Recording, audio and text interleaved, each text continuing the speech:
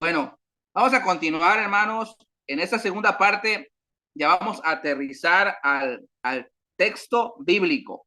Vamos a analizar el propio discurso del Génesis respecto a el pacto noáquico.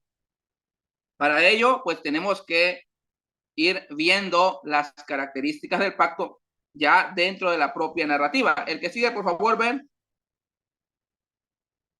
Lo primero que vamos a analizar es que el producto literario que estamos analizando, que es el Pentateuco, en la primera parte, que es el Génesis, cuando estamos hablando de la historia primigenia, en este caso el diluvio, tiene un alto énfasis teológico. Es decir, lo importante no es preguntar qué dice el texto, sino por qué lo dice. ¿Sí? En este caso, por qué el redactor coloca la narrativa del Génesis. Ustedes se van a ir dando cuenta que siempre es Dios interviniendo en la historia. No es que Dios hizo la creación y lo dejó a la deriva. No, siempre estuvo allí, pendiente de la creación, interviniendo en la creación. ¿Sí? Entonces, en el relato del diluvio sucede lo mismo. Es por iniciativa divina, siguiendo un propósito. Dice por acá el versículo 17 y 18 del capítulo 6. Y he aquí que yo traigo un diluvio de aguas sobre la tierra para destruir toda carne en que haya espíritu de vida debajo del cielo. Todo lo que hay en la tierra morirá, mas estableceré mi pacto contigo y entrarás en el arca tú, tus hijos, tu mujer y las mujeres de tus hijos contigo. ¿Se acuerdan que en la clase pasada hicimos la inferencia de que podríamos ver entre líneas como señal de pacto el matrimonio? Bueno, este énfasis en el matrimonio está presente aquí. Lo que Dios restaura, o mejor dicho, lo que Dios preserva es la familia, ¿sí?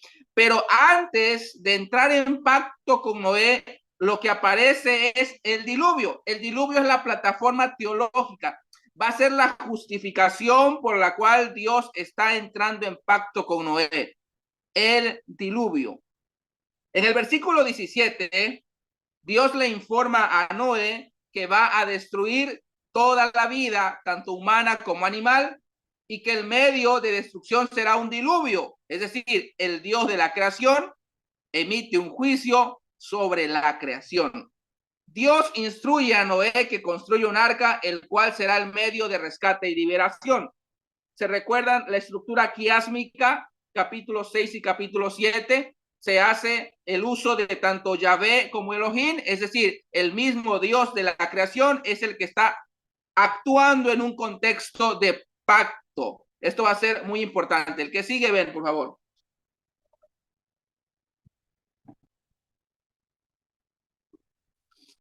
Si entendemos entonces que el diluvio es la plataforma teológica para el pacto con Noé, ¿cuáles son las razones del diluvio desde la propia narrativa bíblica? Génesis capítulo 6, versículos 5 y 6 dicen lo siguiente. Vamos a estar utilizando siempre la versión Reina Valera 60. En los primeros versículos del capítulo 6, Dios explica las razones por las cuales renuncia a la raza humana y decide llevar a cabo un juicio severo. Y vio Jehová que la maldad de los hombres, esto va a ser muy importante, ¿se acuerdan en la estructura quiásmica? En la parte de en medio decía, y Dios se acordó de Noé. En la narrativa de Babel dice, y descendió Jehová. ¿Sí? Siempre vemos a Dios interviniendo en la historia, siempre interviniendo en la creación. Esto va a ser muy importante porque el peso teológico de la narrativa bíblica es muy fuerte. Y vio Jehová que la maldad de los hombres era mucha en la tierra y que todo designio de los pensamientos del corazón de ellos era de continuo solamente el mal. Es decir, el autor vuelve a repetir la misma idea, lo cual hace un doble énfasis. Y se arrepintió Jehová de haber hecho hombre en la tierra y le dolió en su corazón. Este cuadro de un Dios arrepentido de su creación resulta tan llamativo porque es precisamente la causa que provoca un pacto legal entre Dios y un hombre, Noé. Esto es muy interesante porque muchos cuando leen la historia del diluvio ven a un Dios iracundo, ven a un Dios enojado, ven a un Dios furioso, pero la narrativa dice que lo que hay es un Dios arrepentido de su creación. La que sigue, por favor, ven.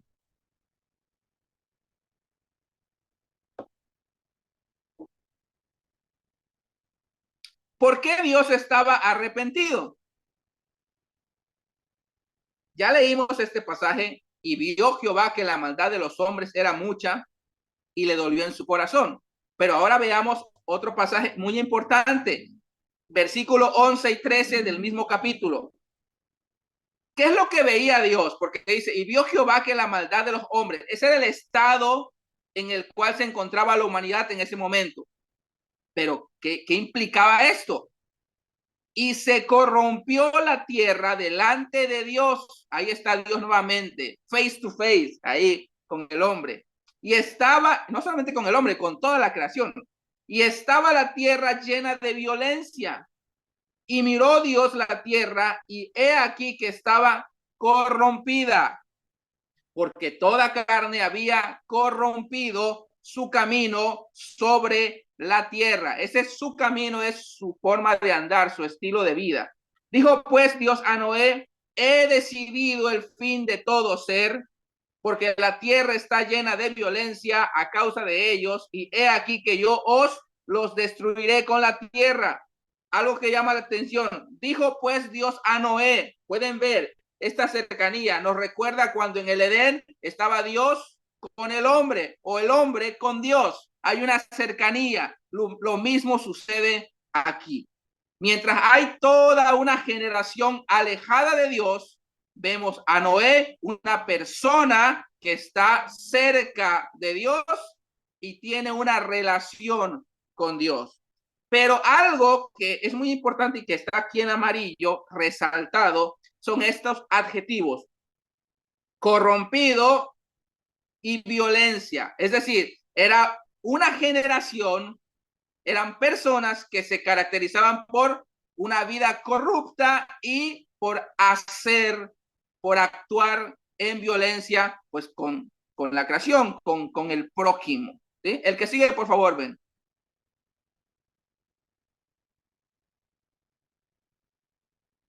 ¿Qué es lo que encontramos aquí? Hay un efecto acumulativo, ¿sí? Por eso es que es reiterativo el texto. Repite corrupto, corrompido, repite violencia. El término corrupción, esta es una cita de Gentry y Wellum, muestra que una situación hermosa y buena, como lo describe el primer capítulo del Génesis, está ahora arruinada, estropeada y retorcida. Mientras que el término violencia es una palabra que hace referencia específicamente a la violencia social y a las condiciones de la sociedad humana donde prevalece la injusticia, lo que nos va a recordar, va a decir John Walton, a el ruido de la humanidad. El que sigue, por favor, ven.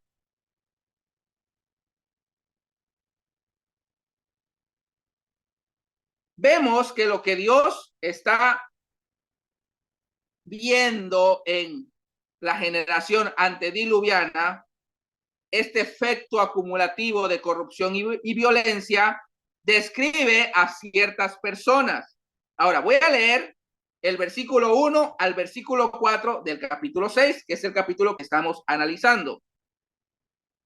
Aconteció que cuando comenzaron los hombres a multiplicarse sobre la faz de la tierra y les nacieron hijas, que viendo los hijos de Dios que las hijas de los hombres eran hermosas, tomaron para sí mujeres, escogiendo entre todas.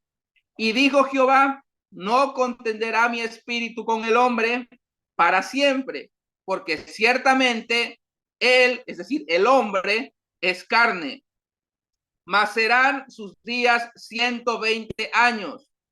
había gigantes en la tierra en aquellos días, y también después que se llegaron los hijos de Dios a las hijas de los hombres y les engendraron hijos, estos fueron los valientes que desde la antigüedad fueron varones de renombre. Y aquí ya encontramos algunos detalles de esa generación que va a perecer en el diluvio. El que sigue, por favor, ven. Bueno, hago un paréntesis. Nuestro hermano Ben en las clases de exégesis y hermenéutica 3.0, en la última clase, él dedica una clase de 2 horas a hablar acerca de los Nefilim o de los Benei Ha Elohim. Es decir, si ustedes quieren profundizar más en este tema, les recomiendo que vean esta clase. Nosotros aquí solamente lo estamos viendo, pues, abuelo de pájaro, como decimos. Aquí hay una pregunta. ¿Cómo vamos a entender Génesis capítulo 6, versículo 1 al 4? Se nos menciona que había gigantes en la tierra y que estos gigantes de vamos a decir, aquellos tiempos, ¿verdad? Vemos también los famosísimos Nefilim, y estos engendran hijos, y estos hijos que resulta de los hijos de Dios con las hijas de los hombres, pues son recordados como valientes de la antigüedad o como varones de renombre. Bueno, ¿cómo vamos a entender esto? Este pasaje, estos 4 versículos, ¿cómo los entendemos? Aquí voy a presentar 4 posturas. La primera es que todo se trata de un mito con propósitos didácticos. Algo de esto ya se mencionó en los comentarios, ¿verdad? Por aquí tengo una cita de Gleason que dice: algunos escritores modernos han comparado el material narrativo de Génesis 1 al 11 con las parábolas del Nuevo Testamento. Una parábola es un relato que puede o no ser literalmente cierto, pero transmite un significado que trasciende la narración. Para esta postura de interpretación, lo importante no es la historicidad ni de los personajes ni de los eventos, sino el mensaje ético y moral de la narrativa. Para esta postura no tiene mucho sentido indagar quiénes fueron estos gigantes, ¿sí? Porque se entiende que puede ser una narrativa a manera de fábula que lo único que pretende es tener una enseñanza lúdica, una enseñanza didáctica, a como lo eran las parábolas en el Nuevo Testamento. El que sigue, por favor, ven.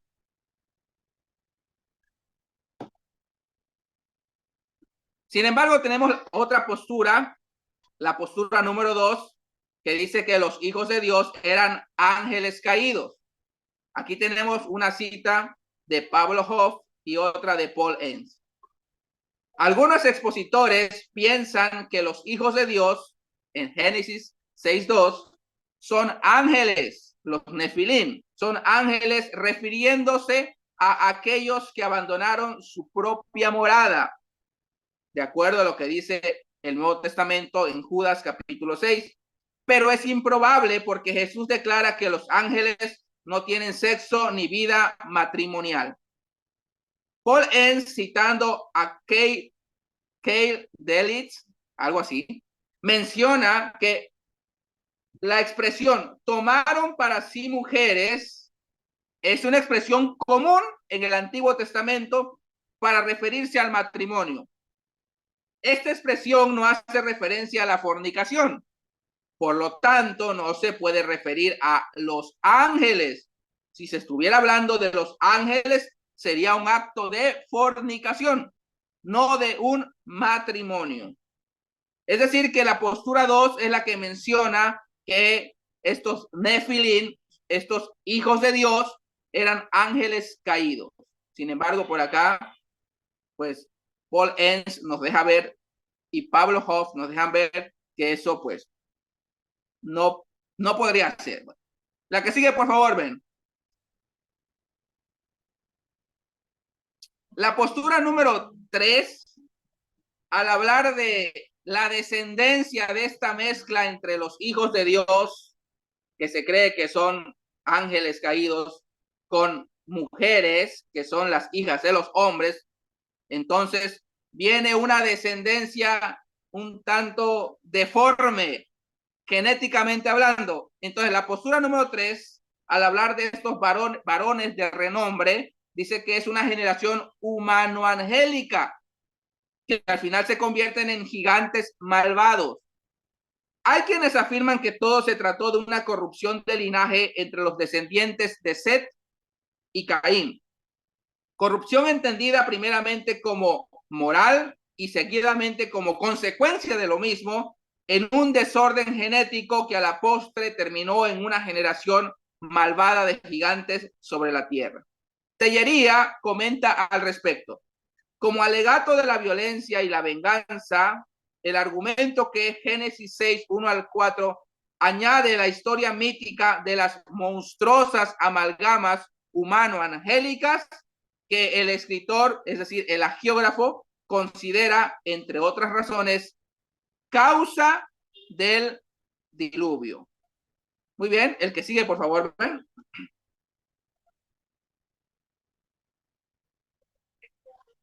La postura número 4, al hablar de los varones de renombre, se va a entender como la descendencia de los cainitas.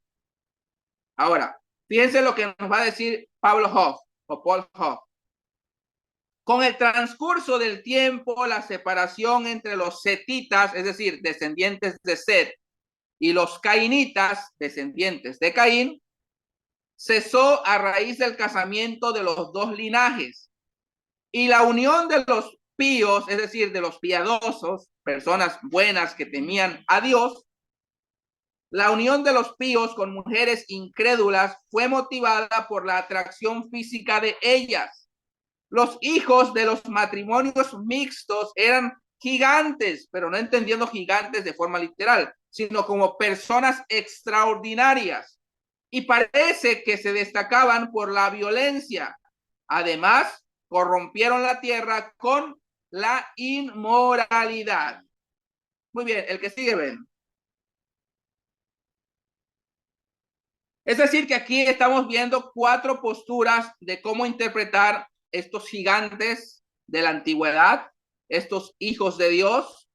¿Quiénes eran? Está la postura 1, que dice que, bueno, todo esto es un mito, es una fábula solamente con fines didácticos.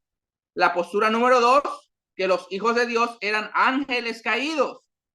Y por lo tanto, la postura número 3 es que al ser los nefilín, hijos o ángeles, y tienen relaciones con mujeres, personas humanas, entonces viene una descendencia, pues, deforme, que se le llama aquí angélica humana, ¿sí?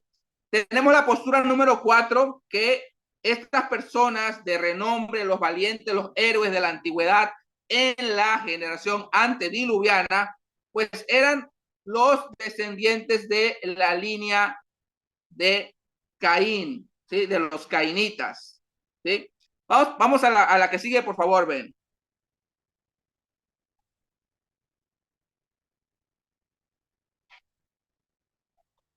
Tengo por acá una cita de Paul Enns y después una de Tellería. Aunque la controversia sobre la identificación de los hijos de Dios de Génesis capítulo 6, versículo 2 es considerable, en el contexto general parece mejor sugerir que esta expresión se refiere a la línea piadosa de Set, mientras las hijas de los hombres hace referencia a la línea impía de Caín. Esto nos dice Paul Enns. Es decir, que en el texto, en el pasaje, los hijos de Dios, de acuerdo a lo que dice Paul Enns, no son ángeles, sino que son los descendientes de los setitas, es decir, personas piadosas, hombres piadosos. Y las hijas de los hombres son mujeres que vienen de la línea de los cainitas, es decir, mujeres que al unirse con los descendientes de Set, pues entonces empieza a haber una corrupción en ellos. La trascendencia de esta corrupción de linaje nos la proporciona el mismo texto. En Génesis capítulo 5 vemos cómo la descendencia de la línea setita se traza aparte de la línea cainita. Siempre vamos a encontrar este sentido de que hay un remanente, aunque hay personas malas, aunque existe un Caín, existe un Abel, ¿verdad? Aunque existen personas que optan por vivir corruptamente y violentamente, existe un Noé. Siempre hay este sentido de un remanente. En ese sentido, Noé va a ser precisamente el remanente que Dios, a través del cual Dios va a preservar la humanidad. Dice Tellería, desde el primer momento el género humano aparecerá polarizado en dos clases de pueblos, los piadosos, entendidos como descendientes de Set, y los impíos o descendientes de Caín. El que sigue, por favor, ven.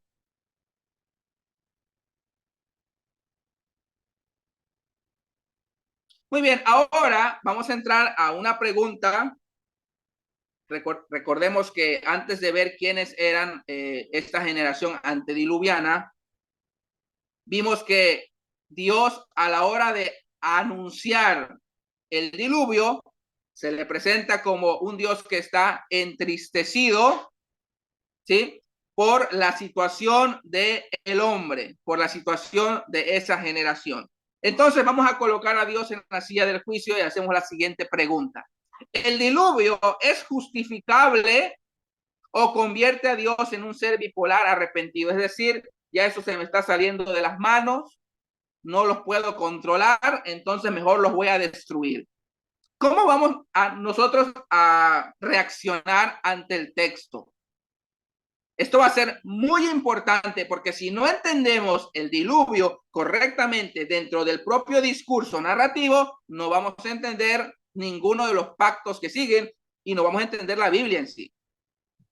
Desde la perspectiva del escritor, el diluvio no había sido el fruto de un Dios iracundo y enojón, sino más bien vemos a Dios entristecido e incluso más, vemos a Dios motivado por el dolor de ver tanta maldad en las personas, tomando la decisión de volver a un segundo comienzo, a una nueva creación, a un nuevo Génesis, a un nuevo Adán.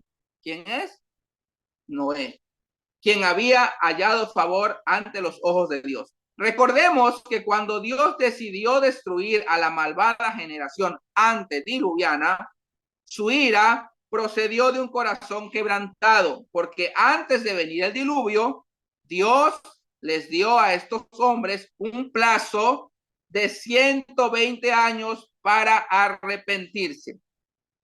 Cuando nosotros analizamos el pasaje de Génesis capítulo 6, versículo 1 al 4, dice, y vio Dios que la maldad era mucho en los hombres, pero dice, no contenderé para siempre con ellos porque ellos son carne.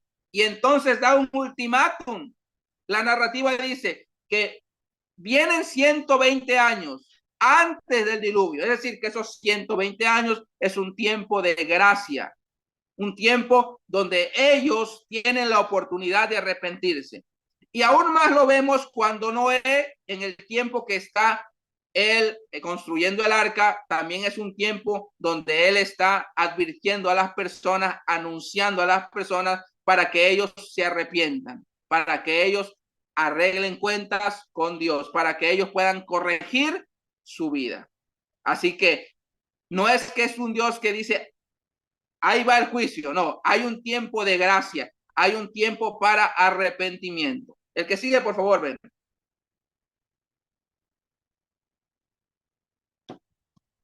El diluvio no fue fruto de la ira de Dios. Cuando el geógrafo menciona que el corazón de Dios está dolido y arrepentido de haber creado al hombre, en realidad lo que se expresa en la narrativa es que el curso de la creación estaba fuera del orden y de los propósitos divinos. Y aquí viene algo importante. La ira de Dios, o sea, como tal, esta expresión, la ira de Dios, no se menciona en la Biblia hasta la instauración del pacto mosaico, hasta Éxodo capítulo 22, versículo 24. Antes de este capítulo y ese versículo no se menciona nunca la ira de Dios. No podemos decir que el diluvio fue fruto de la ira de Dios. El texto no nos los permite. Ahora, ¿por qué en Éxodo 22 ya aparece la ira de Dios? Cuando vayamos a analizar el pacto mosaico, más adelante veremos que Dios no solamente es un compañero de pacto, sino que es también castigador de pacto. Eso lo vamos a ver más adelante. Por eso es que Él actúa en ira. La historia del diluvio no es producto de la ira de Dios, sino de su gran dolor ante la increíble maldad humana. Como resultado, Dios decidió limpiar la tierra y comenzar de nuevo con Noé. El que sigue, por favor. Por lo tanto, el diluvio se asimila como un nuevo Génesis, una recreación, como señala Kleins, y esto lo menciona Desmond y Baker. El diluvio no se presenta únicamente como un castigo por el pecado de la generación del diluvio, sino como una inversión de la creación. En el diluvio se invierte el proceso creativo, consistente en poner orden en el caos acuático.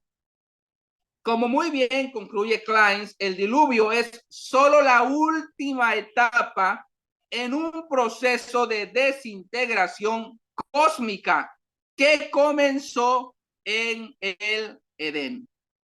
Tellería nos dice lo siguiente: ni siquiera el diluvio, que supone en la narración sagrada un retorno al caos primigenio, implica la aniquilación del género humano, sino un nuevo comienzo, una creación marcada por el pacto que Dios realiza con Noé, del cual el arco iris es la señal visible. El que sigue, por favor, ven.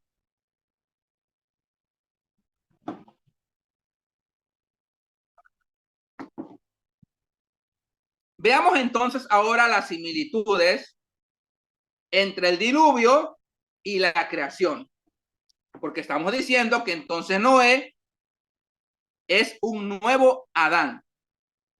Número uno, la tierra es hecha habitable mediante la separación de la tierra del agua. Número dos, se saca a los seres vivos para que repueblen la tierra. Número tres, se vuelven a establecer los días y las estaciones. Número cuatro, Dios bendice a la humanidad. Número 5, Dios la manda a fructificar, a multiplicarse y llenar la tierra. Número 6, Dios le da dominio sobre el reino animal. Número 7, Dios provee a los humanos hechos a su imagen de comida. Muy bien, estas son como que las similitudes. Vamos al siguiente, por favor, ven. Y veamos ahora una diferencia, pero a lo que yo llamo una muy notable diferencia entre el diluvio y la creación. Algo que no debemos pasar por alto.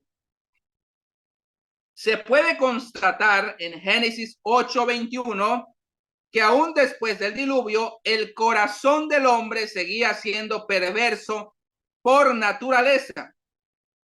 Es decir, que el mundo no había sido restaurado a su condición primaria como en el Edén.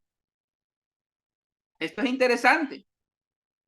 Dice Génesis 8:21. Y dijo Jehová en su corazón: no volveré más a maldecir la tierra por causa del hombre, porque el intento del corazón del hombre es malo desde su juventud, ni volveré más a destruir todo ser viviente como he hecho. Es decir, que aunque Noé es presentado como un nuevo Adán, esa naturaleza de pureza que había en Adán no la encontramos en Noé y por lo tanto tampoco en su descendencia. El que sigue, por favor, ven.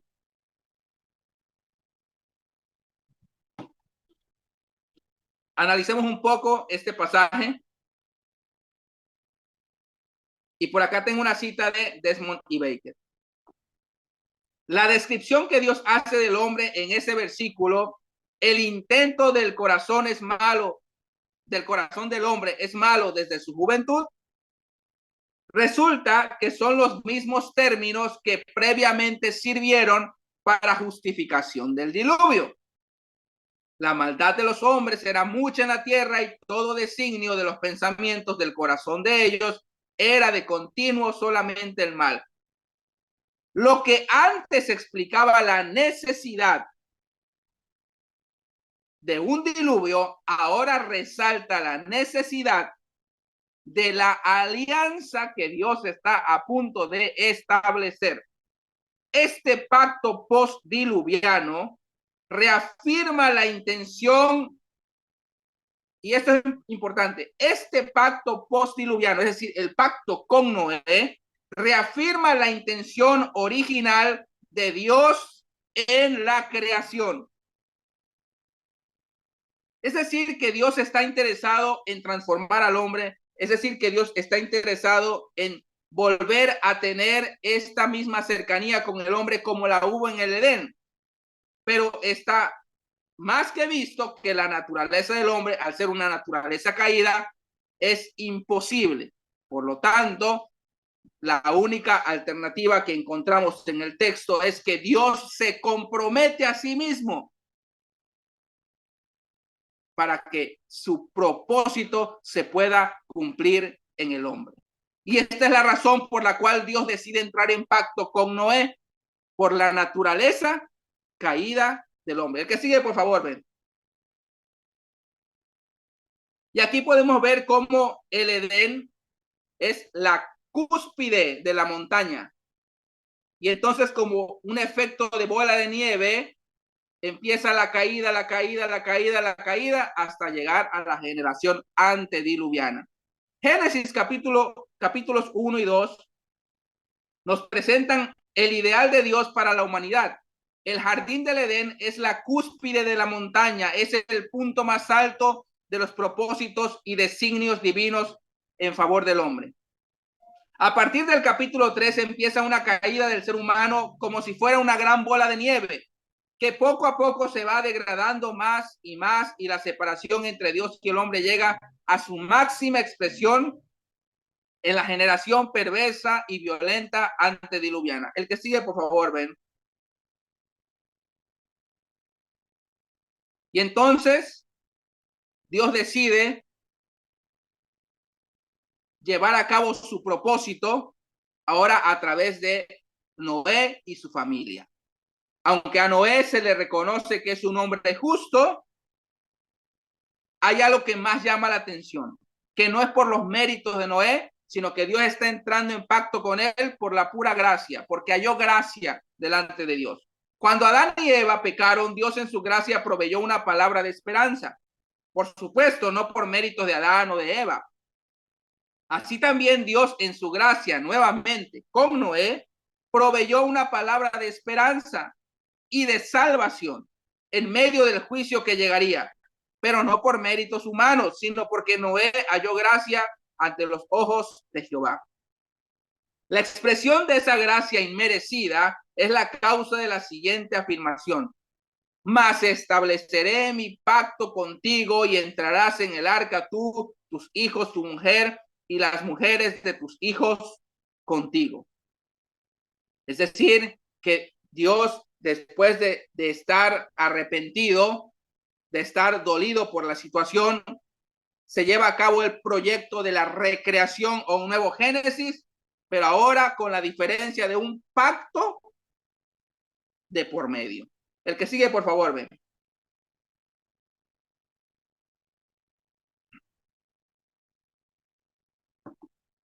Ahora sí vamos a analizar un poquito las características del pacto o los puntos esenciales. Número 1, Dios promete no volver a enviar jamás un diluvio de agua sobre la tierra.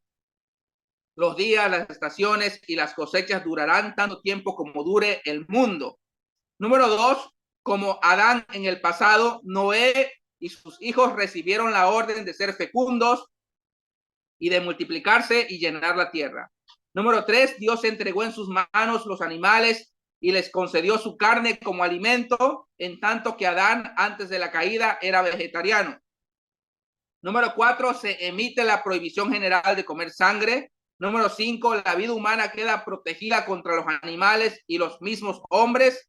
Este texto instituye la pena de muerte por primera vez en el Antiguo Testamento. Y número 6, se establece el arco iris como señal de este pacto perpetuo. Esto nos lo dice Alfonso Ropero. El que sigue, por favor.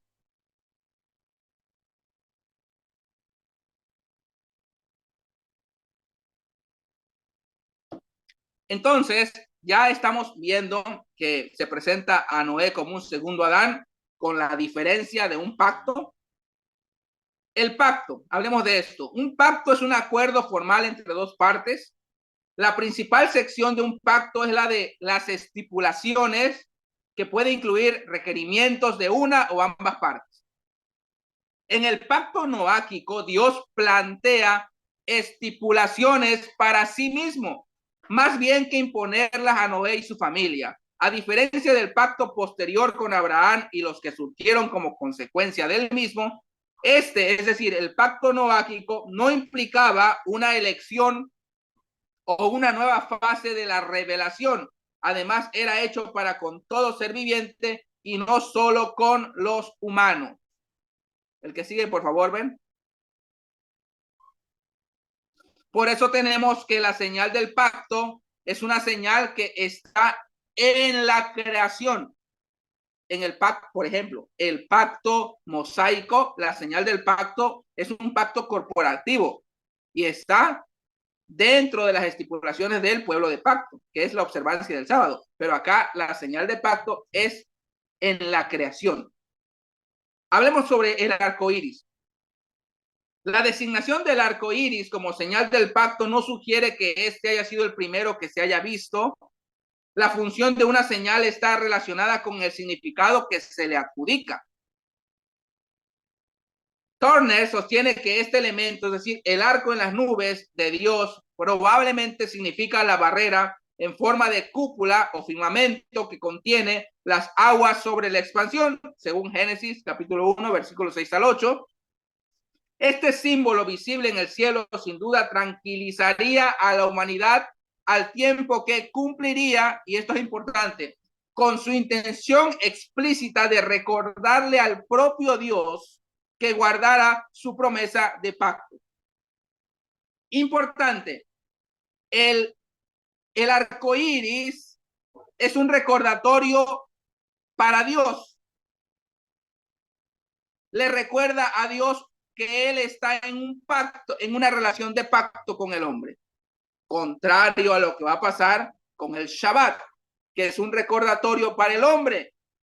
El sábado va a ser el recordatorio para que el pueblo recuerde que tiene un pacto, que está en una relación de pacto con Dios. Y aquí es todo lo contrario. Aquí el arco iris funge como un recordatorio divino para Dios. Por eso está en la creación. Dios se está comprometiendo consigo mismo, con su palabra, a cumplir lo que está estipulado en sus propósitos divinos. El que sigue, por favor.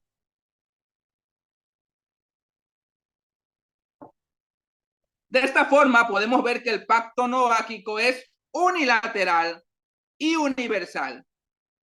Número 1, universal, porque es Dios creación.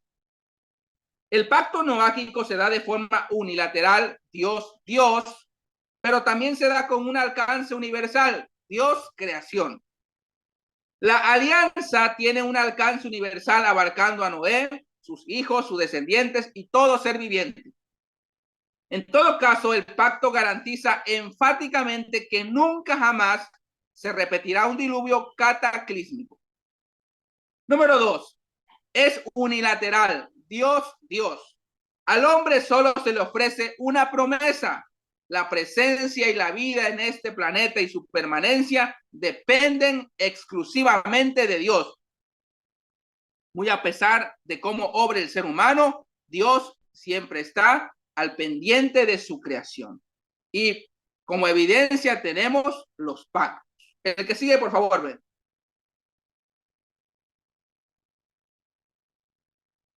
Bueno, al hablar de la señal del pacto noáquico, es Dios comprometiéndose consigo mismo y colocando en los cielos una señal de gracia, pues que compete solo a Dios. Aquí tengo una cita de Gentry y Whelan. La palabra utilizada aquí es el término ordinario para el arco de un arquero. El arco es un arma de guerra, un emblema de la ira. Ahora Dios lo colocará en los cielos como una señal de gracia. El arco iris es pues una imagen física de que Dios ha depuesto sus armas, como se indica en la promesa de que nunca más habrá una inundación que destruya la tierra. Es interesante que el arco puesto en las nubes esté siempre apuntando hacia el cielo y nunca hacia abajo, hacia nosotros en la tierra. Aunque no todo pacto tiene una señal, esta es la única señal del pacto que puede ser dada solo por el socio divino. El que sigue, por favor, ven. Muy bien, vamos a entrar a la parte última de esta segunda sección. El pacto noáquico es un pacto que apunta hacia adelante. Dado que la alianza noáquica proporciona el marco bíblico teológico dentro del cual operan todos los pactos divinos humanos posteriores, su alcance universal resulta indudablemente significativo. Al tratarse de una alianza de alcance universal, implica, como bien lo mencionan estos eruditos Desmond y Baker, la bendición para la que fue creada la humanidad y para la que fue preservada la creación, incluso a través del diluvio, abarcará en última instancia no solo a un pueblo o una nación, sino a toda la tierra. Por lo tanto, el pacto noáquico apunta hacia adelante. El que sigue, ven.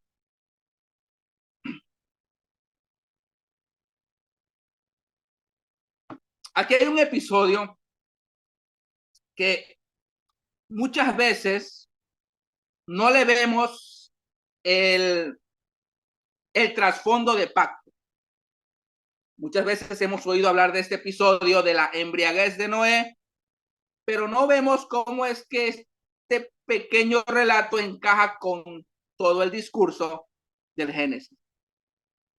Luego de que Dios hace el pacto con Noé, el agiógrafo pone por escrito que Noé construye un viñedo y se emborracha. Lo controversial y polémico de la historia es que al parecer, mientras Noé estaba ebrio y desnudo en su tienda, su hijo Cam lo ve y en lugar de cubrir la desnudez de su padre, va en busca de sus hermanos para convencerlos de burlarse todos juntos de la embriaguez de Noé. De acuerdo con la narrativa bíblica, Sem y Jafet encuentran una túnica y la colocan en la espalda de su padre para cubrirlo honradamente. Cuando Noé se entera de lo sucedido, maldice a Cam y bendice a Sem y a Jafet. Y ahí está el pasaje. Y dijo, maldito sea Canaán, siervo de siervos será a sus hermanos. Dijo más, bendito por Jehová mi Dios, sea Sem y sea Canaán su siervo. Interesante que la maldición que expresa aquí incluya el nombre Jehová. El que sigue, por favor. ¿Qué tiene que ver la maldición de Sem con el pacto noáquico? Y como vimos en la lámina anterior, el pacto noáquico va a ser la plataforma para todos los demás pactos. Los descendientes de Cam, sobre quienes caería la maldición de Noé, serían después conocidos en la historia como los cananitas, pueblo que a la postre se convertiría en enemigo del pueblo hebreo. Sin embargo, Sem, en quien recae la bendición, sería el ancestro, adivinen de quién, de Abraham, quien a su vez se habrá de convertir en el padre de la nación de Israel, lo cual nos lleva al siguiente personaje y al siguiente pacto. Quiero terminar esta parte con esta cita de Welton. De Sem se deriva la palabra semita, que se refiere al grupo de personas descendientes de la zona del sudoeste de Asia, incluyendo árabes y judíos. Cuando los descendientes de Sem en la nación de Israel entraron a la tierra prometida, ya dan un saltito hacia adelante, pelearon ¿contra quiénes? Contra los descendientes de Cam, los cananitas, y tomaron la tierra que estos habitaban. En otras palabras, la profecía de Noé se habrá de cumplir más adelante. Bueno, eso es todo. Pasemos a la pregunta, mi estimado Ben.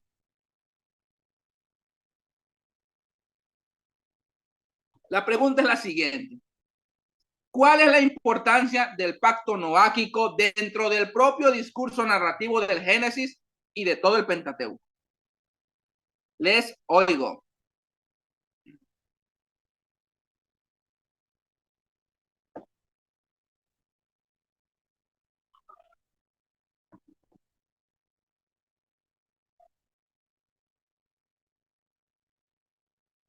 Se fue el gozo.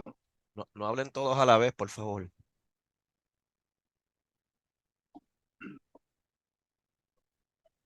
Adelante, mis hermanos. ¿Algún comentario? Bueno, yo sí quiero decir una cosa. Adelante, hermana Angélica. Primero usted. Se podría decir que Dios tuvo que hacer un reseteo para luego hacer un pacto con la creación. O con Noé. Bueno, sí y no. Yo lo veo de esta forma. Algo que es muy característico es que la generación de Noé ya no tiene esa pureza que tenía Adán. Sin embargo, se sigue reconociendo que Noé sigue manteniendo esta imagen y semejanza de Dios. Entonces, para que la relación entre Dios y hombre pueda continuar de acuerdo al propósito de Dios, Dios decide establecer ahora a través de Noé, el segundo Adán, un pacto de por medio. Un pacto que al final es la garantía divina de que el propósito del hombre, el propósito divino para el hombre, se habrá de cumplir. Es así como yo lo veo.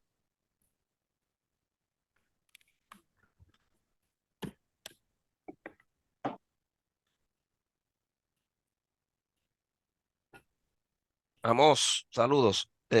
Lo interesante también, ya que para tratar de contestar tu pregunta sobre la importancia de este pacto noáquico, es que pues, Dios determina, tú has explicado que no lo hizo por ira, sino que lo hizo más bien porque estaba citando a los autores, por supuesto, que más bien era algo porque estaba triste y quería pues volver al comienzo de su intención con el primer Adán. Entonces, fíjate que no había una ley. Entonces, ¿cómo lo juzga? ¿Sabes? Ahí es que entran los dispensacionalistas y dicen que estaban violando la ley de la moral. Entonces, pero no hay una ley escrita. Pablo decía que no puedes inculpar de pecado si no hay ley. Entonces, es lo que yo te decía cuando comenzó el curso. ¿Por qué Dios espera que el hombre lo obedezca cuando sencillamente es incapaz de obedecerlo? Fíjate que Noé sale no tan puro como Adán, tú lo acabas de decir, sale con los mismos defectos, ya hasta se emborrachó. Y es complicado, brother, es complicado. ¿Por qué lo destruye a la humanidad?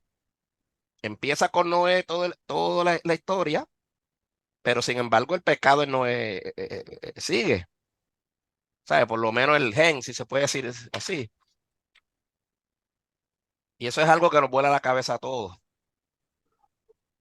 Sí, bueno, yo Simplemente un expliqué comentario, no es que una pregunta, no te preocupes, sí, no tienes que contestarla. bueno, Sí. dentro de la clase, mi intención era dar como que la idea de que el diluvio se entiende como un juicio de pacto, como un juicio de pacto sobre toda la creación, haciendo alusión a lo que vimos en la clase pasada, de que se entiende de que en la creación hubo un pacto, por eso viene un juicio. Claro. Claro. Y sobre lo de los gigantes, eh, también me llama la atención que precisamente los que nos critican por el tipo de lectura que le hacemos a la Biblia, que mucha gente la lee muy literal.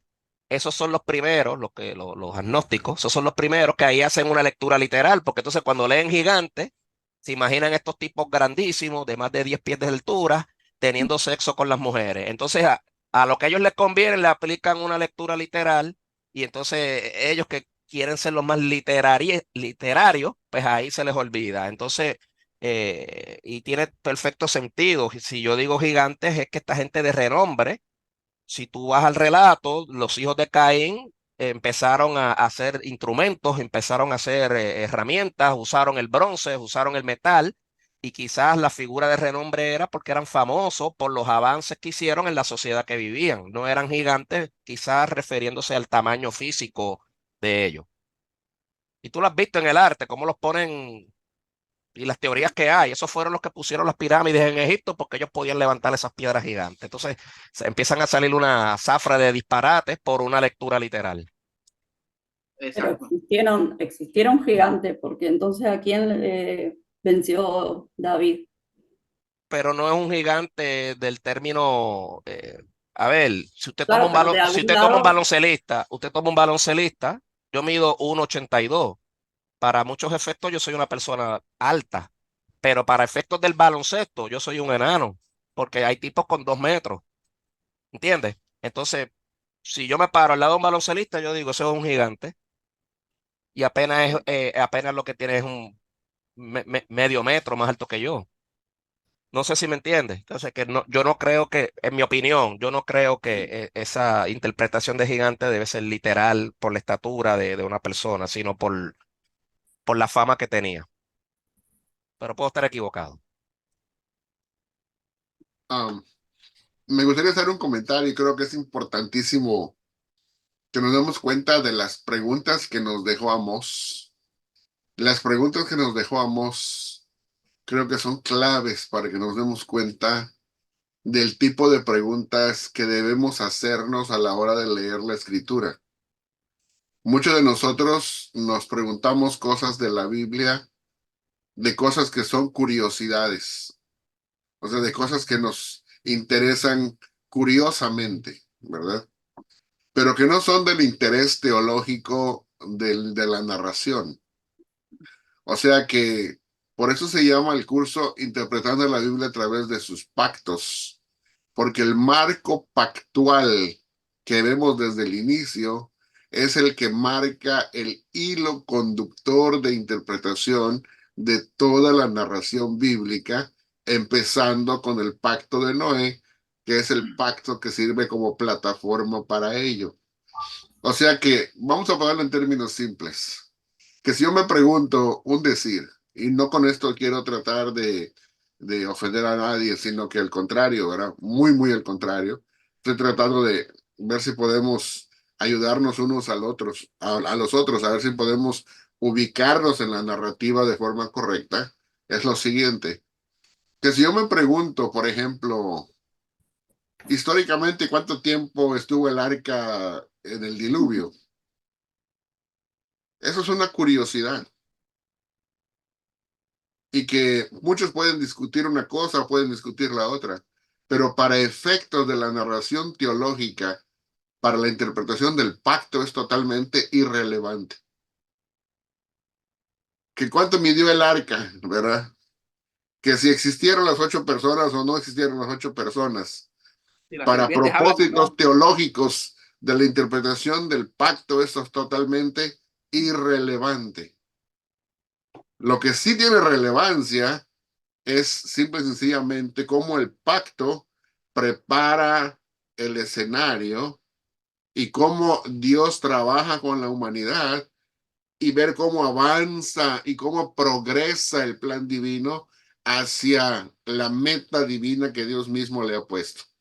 Ahí sí es donde nosotros tenemos que ver cómo funciona eso.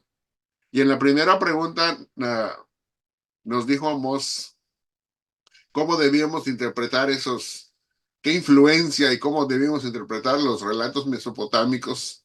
en cómo influían en la narración de lo que estudiamos, ¿verdad? Y vimos algo importante respecto a eso. Ahora aquí, la pregunta ¿cuál es? La puedes responder. Digo, la puedes repetir. Vamos. Sí. ¿Cuál es la importancia del pacto noáquico dentro del propio discurso narrativo del Génesis y de todo el Pentateuco? Entonces, ¿cómo el pacto de Noé sirve de plataforma para el resto de la Biblia? En pocas palabras. O sea que un decir, ¿no? Y vuelvo a mencionar eso de que no tratamos de, este, de desanimar a nadie, ni mucho menos ofender. Pero si nos preguntamos en pocas palabras y nada más tomamos un segmento, lo aislamos del resto de la narrativa y nada más nos interesa saber, por ejemplo, cuál debe ser la interpretación correcta de los gigantes, entonces estamos cayendo en un despropósito. No que no podamos preguntarnos eso, nos podemos obviamente preguntar eso, pero la pregunta sería, ¿qué propósito tiene esa pregunta con respecto a los pactos de Dios? Ahí sí es donde nosotros tenemos que empezar a cavilar la respuesta. ¿En qué forma esa narración que está ahí tiene que ver con la progresión de los pactos? Y entonces hallaría el sentido que necesitamos darle. Entonces, por eso veo que las preguntas que tú haces son completamente buenísimas, correctas. Ahora, el tipo de preguntas a las que acabo de hacer la comparación o el contraste, mejor dicho, es el tipo de preguntas que, como tú mismo mencionaste, Amos, vienen de la crítica de las fuentes, viene de la crítica de las formas, ¿verdad? Del estudio comparativo de las religiones con las que se compara la escritura bíblica. Pero creo que, como tú mismo lo mencionaste, la crítica que realmente merece nuestra atención es la de redacción. Es la que realmente dice, mira, en lugar de que tú analices un fragmento del relato, analiza toda la pericopa, analiza todo el relato, y ya después de que analices todo el relato, no solamente la pericopa misma, sino en el libro mismo, y luego en todo el Pentateuco mismo, entonces va a ser total sentido para cómo Dios está mostrando cómo progresa sus pactos, dónde empieza, cómo continúa y cómo finaliza. Y es lo que hemos tratado de hacer y tratamos de hacer en el curso anterior de Hermenéutica 4.0. Veíamos cómo empieza todo y cuál es el propósito del hilo conductor, ¿verdad? Del hilo narrativo que lleva la misma Biblia. Y creo que eso es muy importante, ¿verdad? Es lo que quería yo mencionar. Y creo que tenemos un participante, Marco Mera, que tiene una pregunta o comentario, vamos. ¿Cómo está? Adelante, mi hermano. Y luego José Escalante.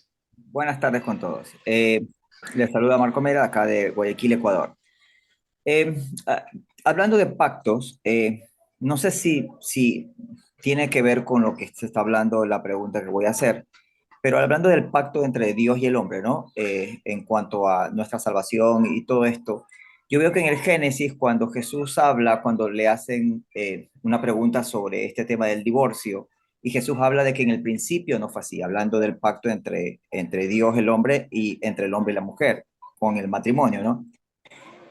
La pregunta es, ¿hasta qué punto se permite el divorcio en los tiempos actuales? Porque estoy viendo que en las iglesias actuales hay hay mucha cantidad de personas que se están divorciando, se vuelven a casar dentro del cristianismo, inclusive casándose en el cristianismo, divorciándose, volviéndose a casar, eh, llegan hasta incluso a fungir como pastores, etcétera, etcétera. Ahora, la pregunta es, si cuando el hombre deja padre y madre y se une a su mujer y forman una sola carne y se sella un pacto a través del derramamiento de sangre, todos entendemos de que cuando hay la unión hay un derramamiento de sangre y eso es justo lo que se hacía en el Antiguo Testamento cuando se celebraba el matrimonio, estaban los padres de los que se casaban esperando obviamente la sábana blanca, ¿no? Si es que se concretaba o no.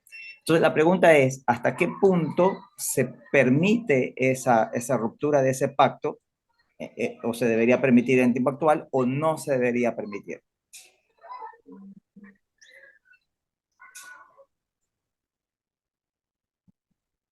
Hermano Ben.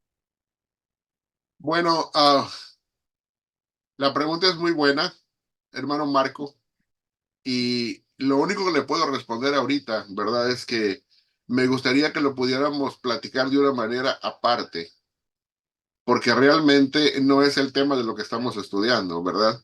El tema no es el matrimonio y el divorcio en este caso, sino estamos hablando de los pactos en un sentido general y de hecho desde un marco de vista histórico, contextual en cuanto a la parte teológica, que nos va a llevar hasta el nuevo pacto conforme vamos avanzando, ¿verdad? Ahora, yo entiendo de que cuando Jesús dijo eso, hizo una inferencia respecto a la parte matrimonial que viene desde el tiempo primigenio, pero eso nos lleva a otro tema completamente diferente, ¿verdad? Y si usted tiene a bien, puedo comunicarme con usted, ¿verdad? Y con mucho gusto puedo platicar amplio y tendido sobre eso, ¿verdad? Claro, sí, Y me podemos encantaría. invitar al hermano Amos un día para que entre los tres platiquemos, ¿verdad? Ya que él está a cargo de la clase el día de hoy. Y podemos dar Claro, nuestra opinión con mucho gusto, pero creo que la razón por la que digo esto es porque esta clase está siendo grabada y para propósitos educativos, pedagógicos, para no salirnos del tema, para todos aquellos que siguen la clase. Entonces, preferiría no tocarlo por el momento, pero con mucho gusto puedo tratar de comunicarme con usted y llevar adelante una respuesta bíblica para usted, si le listo, parece. perfecto. No sé si dejo mi número en el comentario. Sí, o si no, nada más se apunta rápidamente si tiene con qué apuntar, ¿verdad? ¿Tiene WhatsApp? Sí, sí, claro. Ok, entonces el número sería ¿Listo?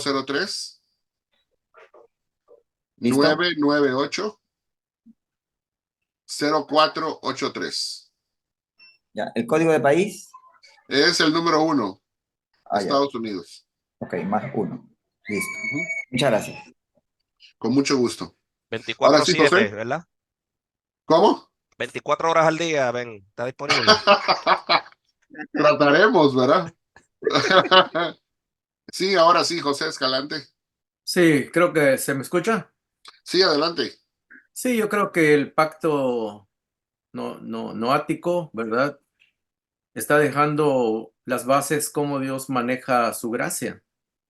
Y a partir de ahí vemos cómo Dios se entristece por la maldad del ser humano y si le sigue importando su creación y Él está dejando como mostrando las bases cómo Él más adelante le va a demostrar su gracia también a toda la humanidad, ¿verdad? Entonces, es lo que yo entiendo, ¿verdad? Que los pactos resaltan la gracia de Dios y que el ser humano debe de confiar, poner su fe en la gracia de Dios, ¿verdad? Y ese yo creo que es el primer pacto donde se puede ver, eh, por dos lados vemos que Dios destruye el pecado, destruye la maldad, y luego Él resalta una nueva creación, ¿verdad? Y ya cuando llegamos al otro pacto de Cristo, ¿verdad?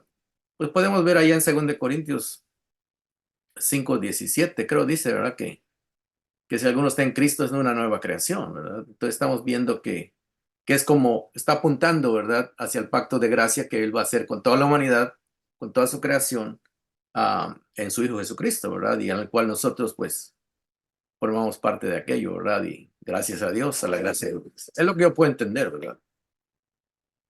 No sé si estoy bien o lo estoy entendiendo bien, ¿verdad? Gracias. Sí, muchas gracias, hermano. Efectivamente, el pacto noáquico se asimila como un pacto de gracia, ¿sí? Un pacto de gracia. Y esto nos va a llevar al pacto con Abraham y después vamos a hacer un salto al pacto mosaico y finalmente llegaremos al nuevo pacto o el pacto mesiánico. Vamos a ir poco a poco avanzando, escalón por escalón, pero sí, así es, hermano. Muchas gracias. Sí, si me permites un comentario rápido. Gracias, José. José Luis, nada más quería decirles que José Luis es hermano mío, carnal, ¿verdad? Es mi hermano mayor, ¿verdad? Él está hablando desde el sur de California, y gracias a Dios porque sintonizó el día de hoy.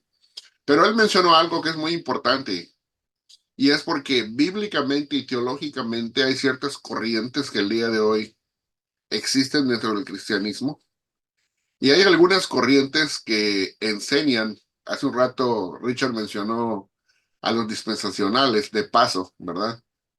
Y hay algunas corrientes dispensacionales, no estoy diciendo con eso, quiero aclarar, no estoy diciendo con eso que todos los dispensacionalistas tengan ese punto de vista, pero hay algunos que tradicionalmente enseñan que durante la época del Antiguo Testamento Dios no funcionaba con gracia, que no funcionaba nada más con ley. Y es hasta el Nuevo Testamento que llega el tiempo de la gracia. En pocas palabras, que desde la creación hasta la muerte de Cristo había sido pura ley y era una administración de pura ley. Y hasta hay algunos que han llegado a decir, y no voy a juzgar eso, pero han llegado a decir dentro de la rama tradicionalista, dispensacionalista, que en el Antiguo Testamento la gente se salvaba a través de la observancia de la ley. Y es hasta que llega el Nuevo Testamento y cambia, digamos, la dispensación, que ahora entonces estamos en un periodo de gracia y cambia la manera en que uno se salva. Ahora, creo que eso, bueno, yo no compagino, no concuerdo con esa manera de verlo, precisamente porque hayamos ese pasaje que dice, pero Noé halló ¿qué? Gracias. Gracia a los ojos de Dios, ¿verdad?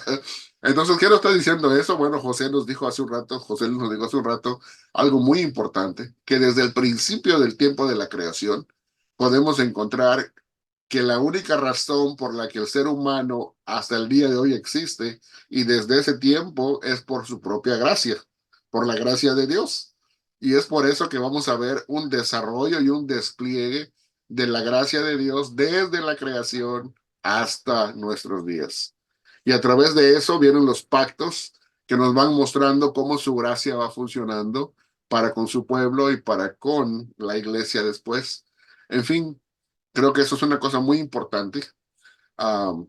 Y más adelante, en otro trimestre, estudiaremos las teologías que se desprenden de eso, tanto la teología del pacto, que es un tipo de teología, como la teología dispensacionalista, que es otro tipo de teología.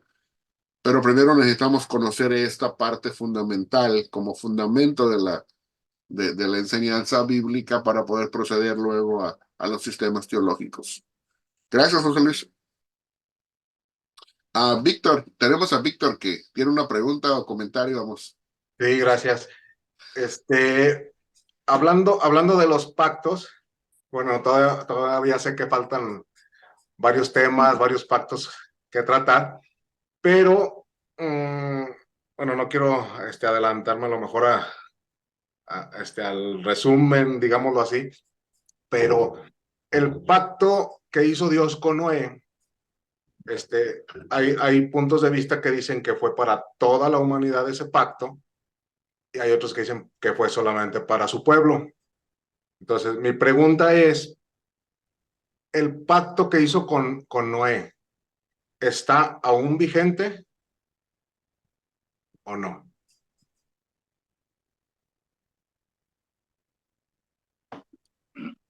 Yo creo que sí, efectivamente es un pacto que dice que Dios ya no va, la característica de la vigencia de ese pacto es que Dios ya no iba a destruir la tierra por fuego, por agua, ¿sí? Y coloca el arco en el cielo precisamente como un recordatorio divino. En ese sentido está totalmente vigente, ¿sí? Además de que el pacto es como cuando hacemos una relectura de la creación en el pacto noáquico, vemos que es Dios interviniendo para toda la humanidad. Entonces, está más que vigente porque se cumplen los propósitos del pacto con Noé, se cumplen a plenitud en el pacto del Mesías. Entonces, el propósito divino de Dios, que desde la creación se apunta, por fin se cristaliza en el pacto del Mesías. O sea, está más que vigente, yo diría. Mi hermano Ben, no sé, ¿quiere añadir algo? No, concuerdo totalmente. Está más que vigente. Creo que cada vez que nosotros vemos el cambio de estación, físicamente hablando, que viene, como dice ella, la primavera, luego el verano, luego el otoño, el invierno, porque dice parte del pacto era eso, Dios prometió que iba a llegar cada una de las estaciones y aparte de eso, pues cada vez que llueve y vemos el arco iris en el cielo, pues ahí está la promesa de Dios fija de que nos mantiene bajo ese pacto, ¿verdad? Entonces, es un pacto que hizo con todas las naciones, no solamente con el pueblo de Israel. De hecho, es muy importante leer esto en contexto y lo vamos a ver más adelante. ¿Por qué es con todas las naciones y no es nada más con el pueblo de Israel? Porque el pueblo de Israel para ese tiempo, cuando se hace este pacto, no existe. Todavía no existe. Todavía ni se ha hecho el pacto con Abraham, que es el ancestro del pueblo de Israel. Y ese no es el pacto. Luego, después de este pacto, va a venir otro, que es el pacto con Abraham, que también va a estar vigente hasta el día de hoy, porque es a través de ese pacto que nosotros tenemos entrada a través del Mesías a las bendiciones de Dios. Y todavía es, de hecho, todavía ese pacto no es el pacto realmente que lo identifica en forma específica con el pueblo de Israel. El pacto que lo identifica específicamente con el pueblo de Israel es el del Sinaí. Ahí sí Dios llama al pueblo de Israel ya como pueblo, lo llama mi hijo primogénito. Entonces ahí ya estamos hablando de un tipo diferente de pacto y es específico, pero no me quiero adelantar porque Amós va a tener mucho que decir y explicar cuando llegue ese tiempo.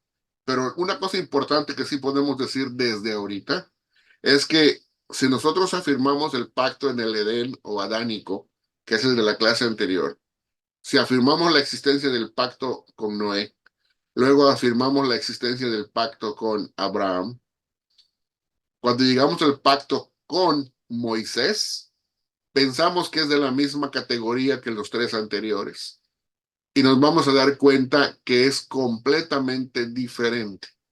De hecho, el pacto con Noé, en comparación con el resto de todos los demás pactos bíblicos, es el único que es diferente. Y vamos a ver por qué va a ser diferente y esa diferencia qué implica y qué no implica. El hecho de que siempre se llame pacto no significa que es igual a todos los demás.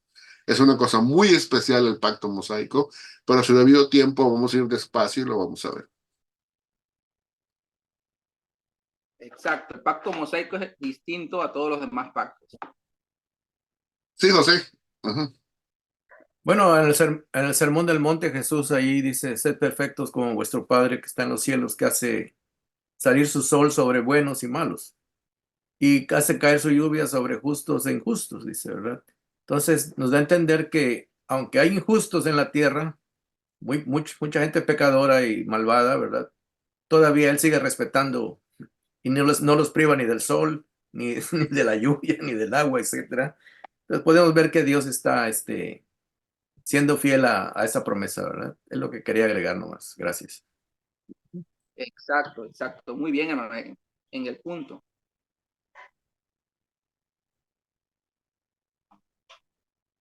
¿Alguna pregunta más? Recuerden que ahorita es tiempo de bombardear a nuestro hermano Amós con preguntas, ¿verdad?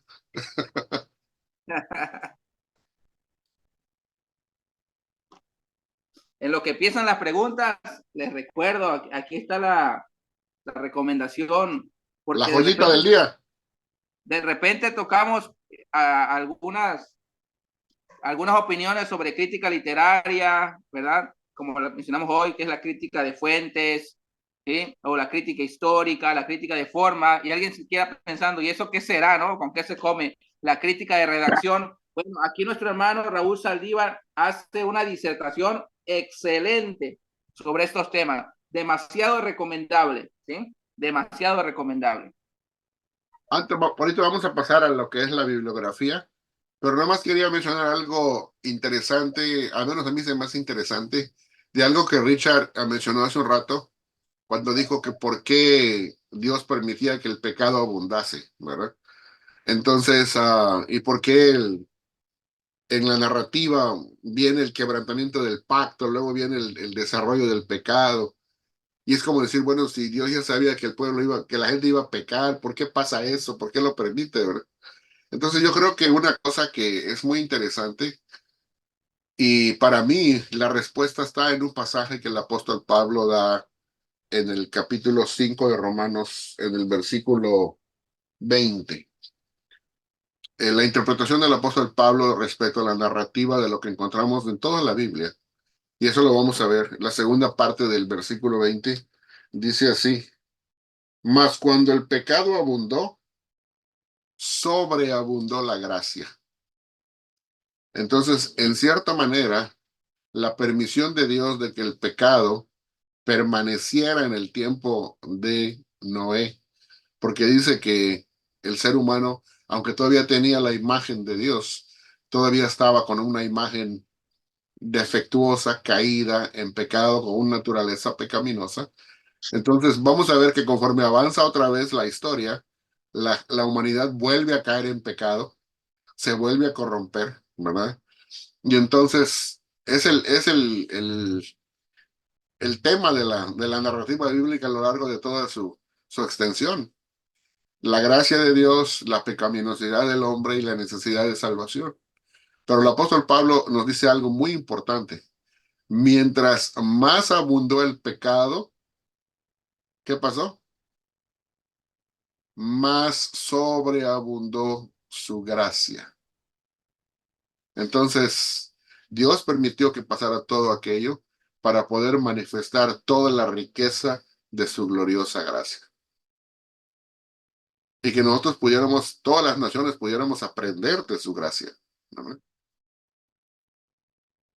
En pocas palabras, es como cuando decimos, como cuando Jesús preguntó, ¿y cuál de los dos piensas tú que amará más? Perdón, que es el que estará más agradecido, dijo.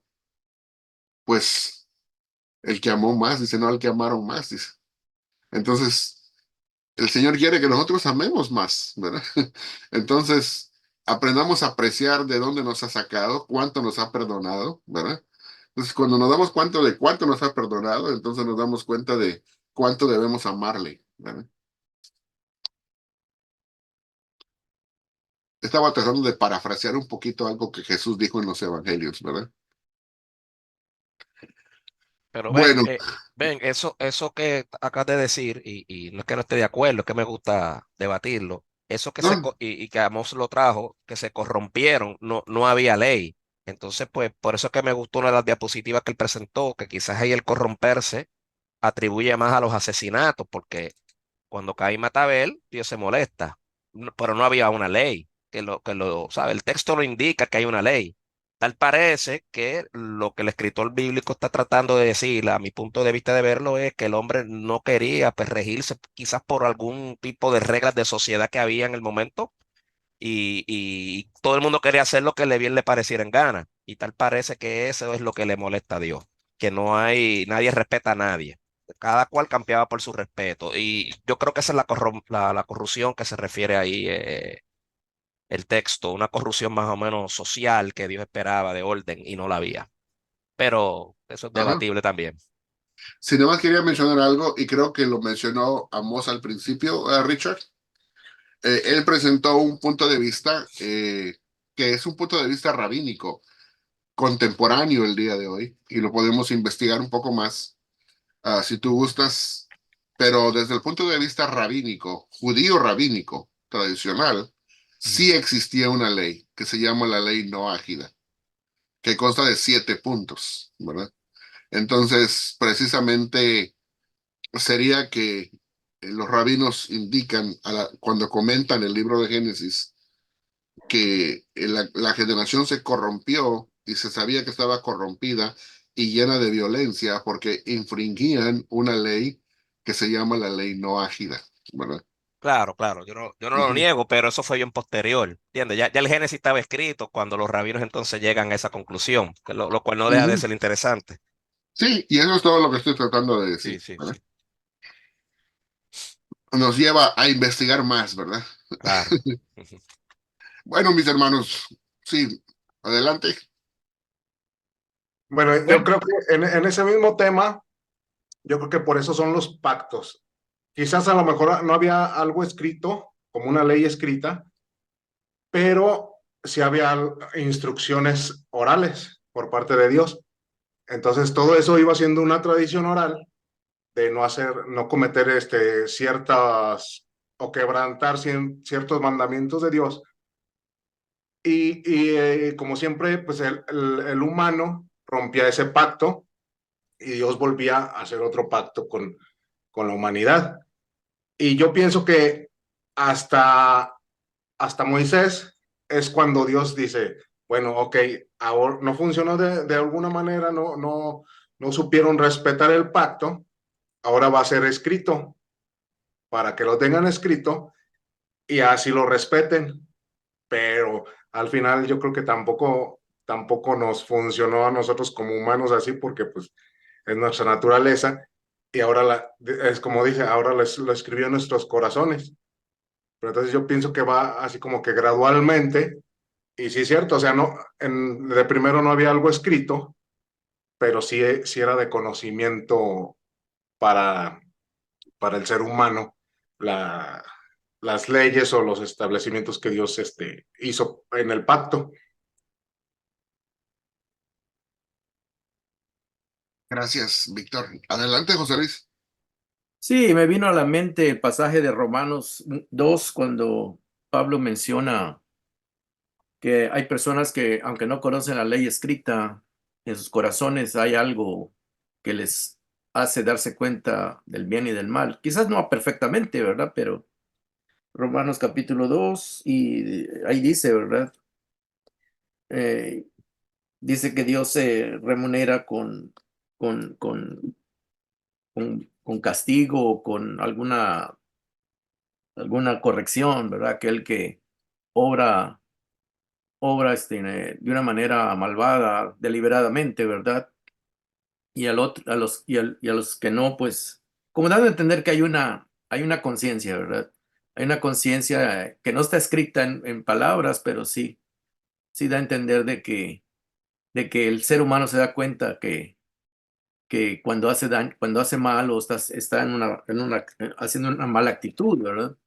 Y tal vez esos pueda ayudarnos, ¿verdad? No estoy diciendo que en la época antes del diluvio pasó, pero yo creo que sí la gente se da cuenta de que estaba haciendo mal, ¿verdad? Y porque imagínense en la época de Noé que alguien le violen a su hija.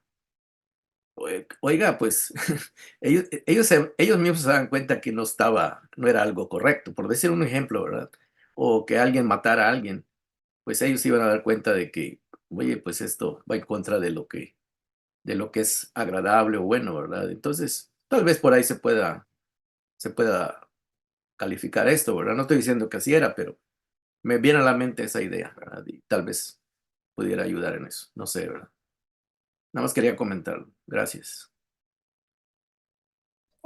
Profesor, a mí también se me viene un pensamiento y también al mismo tiempo comentario, ¿no? Trato de imaginar esta sociedad de Noé, del tiempo de los Noé, cómo era, ¿no?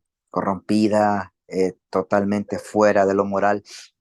Pero lo que me llama más la atención es que más adelante en Mateo el mismo Jesucristo dijo que antes de su venida, la generación estaría como en los tiempos de Noé. Entonces yo me pongo y relaciono esto.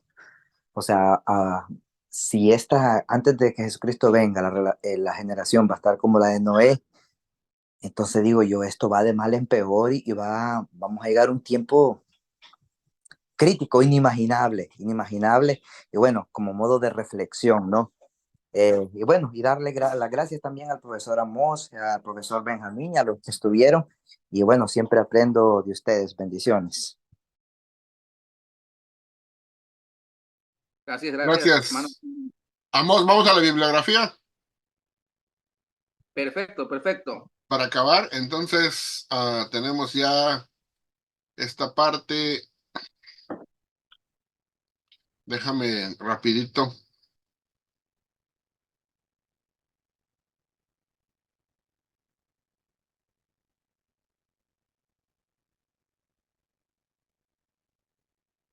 Bueno, la primera referencia que tenemos, de aquí sacamos el extracto de la ley depende del pacto, no viceversa. ¿Sí? También está el tomo 2 para que lo puedan adquirir, ¿sí? Cómprense los dos, no solamente uno, los dos de una vez. Está en promoción ahí en Amazon. El que sigue, ven. Bueno, de este libro tomé lo que fue la estructura quiásmica de la narrativa de Génesis 6 al 8 acerca del diluvio, pero no está en español. Hay una versión digital ahí en español circulando, pero no es oficial, ¿sí? Entonces yo abogaría por lo que comentaban el cowboy de las ciencias bíblicas, nuestro hermano Richard, ¿verdad? Que el libro del diluvio que mencionó, si ahí aparece lo de la estructura quiásmica, adquiéranlo. Ese sí yo no lo tengo, pero se mira muy bueno. El que sigue, ven.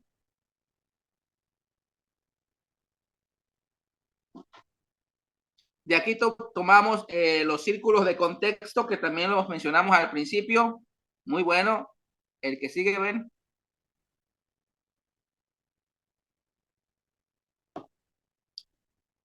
Muy bueno también de John Walton, comentario del contexto cultural de la Biblia.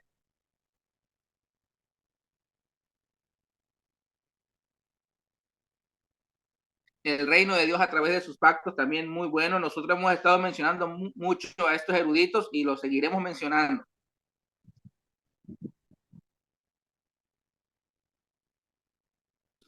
Por ahí está también la reseña crítica de una introducción al Antiguo Testamento, también muy recomendada, sobre todo si queremos tener argumentos que vayan para aclararnos la hipótesis documentaria. Esta es una buena opción.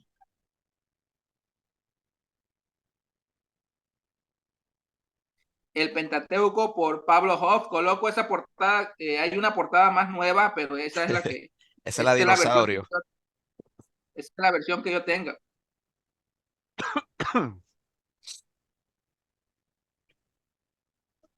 ¿Qué pasó, Richard? No, sí, que esa portada es bien vieja. Ya han habido dos portadas después de ese. Sí, esa es la que yo tengo. Es una reliquia. Ok. Bueno, ese libro también es muy bueno. Paul Enns, Compendio Portavoz de Teología.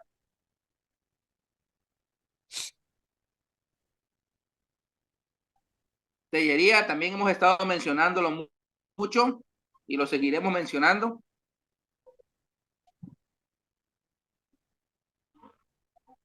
Mencionamos a Kitchen, por ahí está también la confiabilidad del Antiguo Testamento.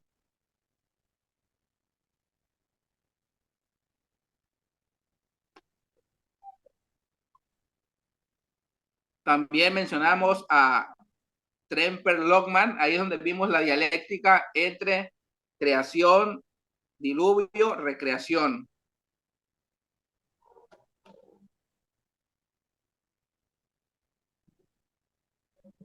Diccionario del Antiguo Testamento, este también está muy, muy bueno. Desmond y Baker lo hemos mencionado bastante y seguiremos mencionándolo.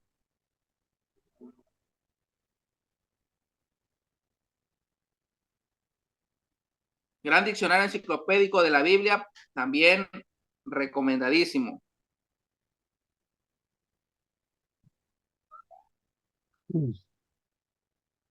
Ese también se los recomiendo. Es el que recomendamos más de todos. Oye, Ben, ¿puedes poner el que estaba en inglés? El de Sunderland. Para anotarlo acá. A ver si me lo pido. Me da vergüenza, yo trabajo ahí, yo debería saberlo mejor que ustedes, pero bueno. Es los autores. Mira, qué interesante. Porque yo tengo este de la misma serie en español, que lo habíamos hablado. Es el de la creación, ¿no? Sí, y es de la misma serie, porque esa serie tiene varios de Génesis, pero ese no lo había visto. Ya lo anoté aquí. Gracias. Sí, hay varios. Está ese, el Sí. que Ese no se hizo en español, es el lamentablemente. mismo, ajá. Y luego Sí, hay otros dos. Está este del Adán histórico. sí, Y luego está este otro, creación, evolución y diseño inteligente. sí, yo tengo unos cuantos de esos. Sí, es que son muchos, son como más de 30. Sí, Una barbaridad de cantidad de libros de eso. pero ese es, ajá. Sí, sí, Bueno, esa gracias. es la bibliografía que tenemos disponible para hoy. Sí, ese fue el último y luego ya tenemos el fin de la clase. Bueno, muchas gracias, mis hermanos. Y pues les agradecemos a todos por su participación. Muchas gracias por que hacen la clase muy amena, hacen la clase muy interesante para poder proseguir con las investigaciones, con nuestras indagaciones y le queremos dar una vez más las gracias a nuestro instructor, nuestro querido hermano Amós Hidalgo Acosta, escritor ahora, autor de libros, ¿verdad? Y también ya más adelante nos va a mostrar todas sus colecciones poéticas que tiene, ¿verdad? En sus libros de poesía, que a él le encanta la poesía, ¿verdad? Bueno, entonces nos despedimos y estamos aquí ya pendientes para la próxima sesión de aquí a 15 días, de aquí a 2 sábados. Esperamos verlos y pues Dios permita que entre semana podamos reunirnos con el hermano Marco Mera para tocar el tema que él nos pidió, ¿verdad? Así que vamos a hacer lo posible, nos vamos a poner en comunicación y tratar de platicar entre la semana, ¿ok? Bendiciones, me despido de ustedes, cuídense mucho, Saludos, saludos. paz y A bendiciones todos. a todos, Muchas nos vemos bendiciones. pronto, Bendiciones a todos. Gracias. Dios les bendiga. trataremos Bendiciones, Dios les bendiga. de editar la clase y ponerla el día de hoy mismo, si es posible, en YouTube para que todas la puedan ver. Muchas gracias, bendiciones, nos vemos pronto.